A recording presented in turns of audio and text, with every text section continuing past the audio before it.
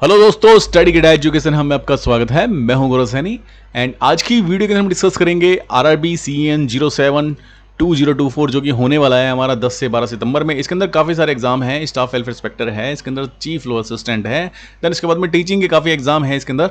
तो हम डिस्कस करेंगे कि कैसे आपको जो क्वेश्चन है वो टेस्ट है अटैम्प्ट करने हैं। जो बच्चे हमारे हमसे जुड़े हुए हैं इतने टाइम से, जो स्टडी किडा के जो कोर्स उन्होंने बाय किया हुआ है एंड मॉक टेस्ट उन्होंने काफ़ी अटैम्प्ट किए हुए हैं। देखो अब तो 8 तारीख हो गई है, कल का दिन हमारे पास बचा हुआ है, तो अब मॉक टेस्ट तो बिल्कुल भी अटैम्प्ट करने का अपने पास टाइम बिल्कुल भी नहीं है ना।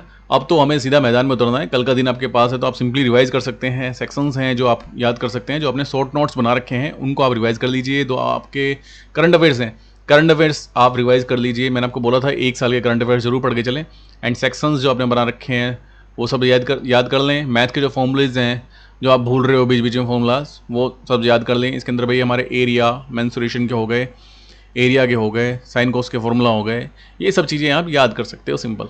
ठीक है, जो सिंपली फॉर्मूला लगते के साथ ही जैसे आंसर आ जाते हैं इस तरीके। जो आपको लगता है कि भाई जो फॉर्मूला मैं भूल रहा हूँ, जैसे कि x+y का स्क्वायर, दैन इसके अंदर क्यूब का भी फॉर्मूला है। ठीक है, x+1/x की जो आइडेंटिटीज, इस तरह क्वेश्चन अगर आ जाए तो उनको कैसे सोल्व करना है। तो इस तरह की छोटी छोटी चीज़ें आप सीखिए। ज़्यादा आपको पढ़ने की जरूरत नहीं है, क्योंकि अब आपके पास एक दिन बचा हुआ है। या तो शांति से बैठिए या फिर आप जो चीज़ें अगर भूल रहे हो जो बार बार, उनको सिंपली रिवाइज कीजिए। ठीक है, अब देखो सबसे पहले तो जब भी आप पेपर में जाएंगे, मैंने देखा है कि मॉक टेस्ट के अंदर ही काफ़ी बच्चों से मेरी बात होती है कि सर सिली मिस्टेक्स बहुत हो रही है। तो उससे बचने के लिए आपको क्या करना पड़ेगा, सबसे पहले तो रीड केयरफुली। आपको जो क्वेश्चन है वो अंडरस्टैंड करना है, आराम से उसको पढ़ना है, उसके अंदर पूछा क्या है। क्योंकि मैंने काफ़ी बच्चों को देखा है वो पढ़ने में ही मिस्टेक करते हैं, जल्दबाजी में ये क्वेश्चन मुझे आता है, मारा टेक खत्म कहानी। और फिर कॉन्फिडेंस में बाहर जब देखेंगे अरे सर इसका तो ये होना चाहिए था, मैंने तो जल्दबाजी में ये कर दिया। देखो इसके अंदर क्या है, टाइम अपने पास काफ़ी है। मैं काफ़ी दिनों से बच्चों को ऑब्जर्व कर रहा हूँ, टाइम जो बच्चों के पास में काफ़ी है। इसके अंदर प्रोफिशिएंसी और मैथ एंड रीजनिंग के, मैथ के 10 क्वेश्चन है, रीजनिंग के 15 क्वेश्चन है, वो करने के बाद में बाकी सब तो थ्योरी है। तो टाइम आपके पास काफ़ी है, इसलिए आराम से कीजिए, पढ़िए, रीड केयरफुली एंड क्वेश्चन को अच्छे से पढ़ें, ऑप्शन ध्यान से देखें, देन उसके बाद में आपको जो है वो आंसर मारना है। एलिमिनेट ऑप्शन, देखो एलिमिनेट अगर कोई आपको नहीं आ रहा तो आपको ज़्यादा बिल्कुल भी अगर सपोज ब्लैंक हो गया तो आप उसके अंदर भाई ऑप्शन भी एलिमिनेट नहीं कर पाएंगे। लेकिन कुछ एक ऐसे हमारे पास रहते हैं क्वेश्चन जिनको अंदर ऑप्शन हम एलिमिनेट कर सकते हैं, जिससे कि अगर सपोज 2 हो गया, 2 में से अगर आप मारना चाहते हैं तो मार सकते हैं। अगर बिल्कुल ही यानी कि चारों में से ये ऑप्शन आपको कुछ आता ही नहीं है, एलिमिनेट कर नहीं पा रहे, तो उस क्वेश्चन को बिल्कुल ही स्किप कर दीजिए, इसको अटेम्प्ट करने की सोचिए मत, क्योंकि नेगेटिव मार्किंग है 1/3। ठीक, तो इसलिए एलिमिनेट करें ऑप्शन को ध्यान से देखें कि आप एलिमिनेट कर सकते हो वो क्वेश्चन अगर आपको नहीं आ रहा तो। और नेक्स्ट बात क्या है, आपको जो टाइम है वो बचाना है। ऐसा नहीं कि इसके ऊपर ही आप बैठ गए, जैसे मैथ का कोई क्वेश्चन है हमने 5 मिनट लगा दिए, सर तो बोल रहे थे आराम से करना है, तो इतना भी आराम से नहीं कि 5 मिनट आप लगा रहे हो उसके अंदर फिर भी उसका आंसर नहीं निकल रहा है ना। ये सब देखना बाद में, जब आपने सारे क्वेश्चन देख लिए हैं, एक बार आपको स्किप करते हुए सारे क्वेश्चन देखने हैं, क्योंकि क्या पता जो उससे अगला क्वेश्चन है बहुत ईजी है और उसको आप सेकंडों में कर सको, और इसके ऊपर आप अटके रहे भाई ये तो मैं पढ़ के आया हूँ, प्रॉफिट एंड लॉस का क्वेश्चन, और ये तो मैं करके ही रहूँगा, या फिर भाई ये तो एसआई का क्वेश्चन है, सिंपल इंटरेस्ट, ये तो मैंने बहुत अच्छे से कर रखा है, ये तो मैं गलती कभी कर ही नहीं सकता। इस तरह की जो माइंड है ना, ईगो, आपके ऊपर ईगो नहीं आना चाहिए क्वेश्चन की, मैं तो ये करके ही दिखाऊंगा, और पेपर से कभी भी आपको ऐसा नहीं करना है। तो स्किप करते चले, अगर नहीं हो रहा, आपने देख लिया, एक बार ट्राई कर लिया, नहीं हुआ, चलो आगे बढ़ो, आगे देखो। एक बार क्वेश्चन को, एक बार जो पेपर है वो आपको पूरा देखना है, लास्ट तक आपको पहुंचना है, सभी का आंसर लगाना है, देन उसके बाद में आप वापस आ जाना, फिर देखना कि भाई इसको मैं कैसे सोल्व कर सकता हूँ। ठीक, तो इसका मतलब यही है, flag and move on. Next उसके बाद में क्या है भाई, सबसे पहले क्या है, ज़्यादा ओवर थिंक करते हो ना तो वो क्वेश्चन ज़्यादा गड़बड़ होने के चांस रहते हैं। ज़्यादातर रिले करना चाहिए इनिशियल इंप्रेशन, जो देखते के साथ आपको लग रहा है भाई ये आंसर होना चाहिए, क्योंकि वो चीज़ें आपने पढ़ रखी होती हैं, तो वो आपका जो इंस्टिक्ट्स है ना वो एकदम सही साबित होती हैं। ज़्यादा आप सोचते हो कि यार इसका तो ये भी हो सकता, वो आप फिर लास्ट में गड़बड़ हो जाते हो, फिर आप सोचते हो सर मैंने तो सिली मिस्टेक कर दी। ठीक, तो इस चीज़ का भी ध्यान रखें। देन इसके बाद में डबल चेक आप कर सकते हो, कोई कैलकुलेशन वाले जो क्वेश्चंस हैं, मैंने काफ़ी आपको बताया है, काफ़ी बच्चों को मैंने बताया था फ़ोन पे कि भाई जो आप ऑप्शन से भी कुछ क्वेश्चंस को कर सकते हो वैल्यू पुट करके, किसी रिवर्स मेथड से आप जाइए उसके अंदर। जैसे ऑप्शन आपको दे रखे हैं, प्रॉफिट लॉस का क्वेश्चन है, या फिर किसी का भी है अलजेब्रा वाले क्वेश्चन के अंदर हम वैल्यू पुट कर रख के देख सकते हैं, या फिर साइन कोस के जो क्वेश्चन है जिसके अंदर हमें वैल्यूज दे रखी है ऑप्शन के अंदर, तो सिंपली आप पुट करके देखें और आंसर निकाल लीजिए। ठीक है, तो आपको कैलकुलेशन है तो वेरीफाई कीजिए, लॉजिक टू एंश्योर एक्यूरेसी, तो इस चीज़ का आपको जरूर ध्यान रखना है। मैथ में ये चीज़ आपको बहुत ज़्यादा काम आएगी। ठीक, तो ये जो पॉइंट्स हैं आपको ध्यान रखने हैं। सबसे पहले तो केयरफुली आपको जो क्वेश्चन है वो रीड करना है, एलिमिनेट कीजिए ऑप्शन को एंड स्किप कीजिए जो टफ क्वेश्चंस हैं, देन उसके बाद में अगर सीधा जो आपको देखते के साथ ही लग रहा था जो आंसर वो सही होने के ज़्यादा चांसेस रहेंगे, देन उसके बाद में डबल चेक आप कीजिए। नेक्स्ट अगर बात करें तो भाई टाइम सेविंग में देखो, सबसे पहले तो आपको भाई टाइम आपको पता ही है भाई, 1.5 घंटे का पेपर है हमारे पास, 90 मिनट है, तो किस पे अपने को ज़्यादा टाइम देना है। देखो ज़्यादातर मैं देख रहा हूँ बच्चों की जो टाइमिंग है 14 से 15 मिनट के अंदर, 14 से 15 मिनट के अंदर वो प्रोफिशिएंसी कर जा रहे हैं। जो एवरेज जो टाइम है हमारी जो ऐप के ऊपर आ रहा है 14 से 15 मिनट में वो आराम से 50 क्वेश्चन कर लेते हैं, ठीक है। देन उसके बाद देखो आपके पास कितना टाइम बच गया, इतना टाइम बच गया आपके पास में, आपके पास टोटल 90 मिनट है। देन उसके बाद में आप देखोगे मैथ को, मैं भाई 10 क्वेश्चन है मैथ में, अगर मैं 2-2 मिनट भी लेता हूँ तो 20 मिनट यहाँ ले लूँगा, 15 है मैं 2-2 मिनट यहाँ लेता हूँ तो 30 ले लूँगा।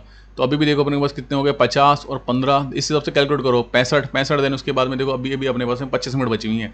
25 मिनट में अब मुझे क्या करना है, जीके सोल्व करना है, एंड उसके बाद में मैं सारा वेरीफाई करूँगा। तो इस तरीके से आप ना कैलकुलेट कीजिए कि भाई मैं प्रोफिशिएंसी कर पा रहा हूँ, मैं तो 20 मिनट ले रहा हूँ यार, मैथ इतने में कर लूँगा, मैं रीजनिंग इतने में कर लूँगा, फिर मेरे पास जीके के टाइम इतना है और लास्ट में मैं वेरीफाई करने के लिए इतना टाइम है। तो इस तरीके से आपको क्या कैलकुलेट करना चाहिए, कितना पर क्वेश्चन पे आप ले रहे हो, कितनी जो सेक्शंस है उसके अंदर आप कितना टाइम ले रहे हो। सबसे लास्ट में क्या है कि रिव्यू करने के लिए जो मैंने आपको बताया कि थोड़ा टाइम आपको लास्ट में बचाना चाहिए रिव्यू करने के लिए, एक बार देखने के लिए। आपको रिवर्स भी आना है, आपने पूरा पेपर देख लिया, देन आपको वापस एक बार आके देखना है कि हाँ सब कुछ ठीक है। Then first pass answer confidence question, देख सबसे पहले मैंने आपको वही बात बताई थी, सबसे पहले जो आपको आंसर एकदम सही लग रहे हैं ना भाई, आपको ये नहीं है कि भाई जैसे सपोज पेपर टफ है और आपने सोच लिया यार मैंने तो 70 अटैम्प्ट किए हैं यार, कहीं कम तो नहीं रह जाएंगे, 10 और तुक्के मार देता हूँ, कम से कम 80 तो होने चाहिए। देखो अगर पेपर टफ है तो कट ऑफ कम ही रहेगी, अगर पेपर ईजी है तो फिर कट ऑफ ज़्यादा होने के चांस हो गए, ठीक। तो ऐसा मत कभी सोच के चलना कि यार मैं अब तुक्के मारता हूँ दबा के, मैंने तो बहुत कम अटैम्प्ट किए हैं भाई, 1/3 नेगेटिव मार्किंग है। इस बात को सोच के चलना, आप इतनी टाइम से तैयारी कर रहे हो, पेपर जो टफ है ना वो सबके लिए टफ है।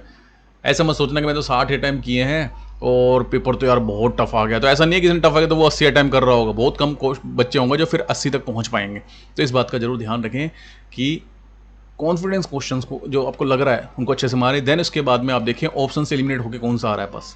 देन सेकंड पास भाई जो डिफिकल्ट क्वेश्चन है उसको फटाफट आपको करना है, देन उसके बाद में आकर उसको सेकंड पास में आपको उसको देखना है।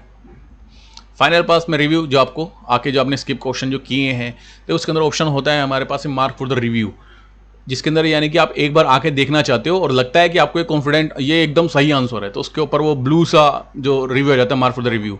इसके अंदर क्या है, आपने जैसे टिक कर दिया ना और आप आगे बढ़ गए मार्क फॉर द रिव्यू, तो ये जब पेपर सबमिट होगा और आप इसको देखना ही भूल गए तो सबमिट हो जाएगा यहाँ ये क्वेश्चन।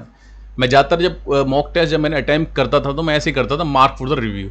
अगर सपोज मैं इसको ना भी देख पाऊँ और मैंने कॉन्फिडेंटली आंसर मारा है कि हाँ यार ये हो सकता है, लेकिन थोड़ा सा मुझे डाउट है, तो मार्क फॉर द रिव्यू मैं आके एक बार इसको फिर से देख लूँगा, और अगर मैं ना भी देख पाया तो ये सबमिट हो जाएगा, ठीक। तो इस बात को ध्यान रखें, mark for the review option का आप यूज़ कर सकते हैं। अगर वो आपने यूज़ किया है और आप नहीं देख पाए तो वो क्वेश्चन सबमिट हो जाता है, ठीक। तो ऐसी जो चीज़ें हैं ना वो आपको जब पेपर स्टार्ट होने से पहले वो सारी चीज़ें दिखाई देंगी, उसके अंदर लिखी होती हैं भाई मार्क ऑफ रिव्यू अगर करोगे तो ये होगा, और सेव करना है तो ये सब होगा। तो वो सारी चीज़ें जो कंडीशंस रहती हैं स्टार्टिंग के अंदर जो पढ़ाते हैं वो फॉर्मेट सा, उसको आप पढ़ लेना अच्छे से, तो उसके अंदर ये बात लिखी होगी मार्क ऑफ रिव्यू वाली, ठीक। तो ये सारी चीज़ें मैंने आपको बता दी किस तरीके से आपको जो पेपर है वो अटेम्प्ट करना है। अब ज़्यादा आपको क्या नहीं लेनी है टेंशन, क्योंकि आज 8 तारीख हो गई है, एक दिन आपके पास बीच में बचा हुआ है, तो ज़्यादा एकदम सेंटर में जाके एकदम कूल बैठना है, आराम से अलोम विलोम करके आराम से बैठो एंड ज़्यादा टेंशन मत लो, टाइम से पहुंच जाओ, हड़बड़ी मत पहुंचो कि भाई 10 की 30 शिफ्ट है मैं तो आराम से भाई चलूँगा, सोच आके आराम से देखा तो देख, जल्दबाजी में पहुंच रहे हो, फिर वहाँ पे हड़बड़ी में आप क्वेश्चन गलत कर रहे हो।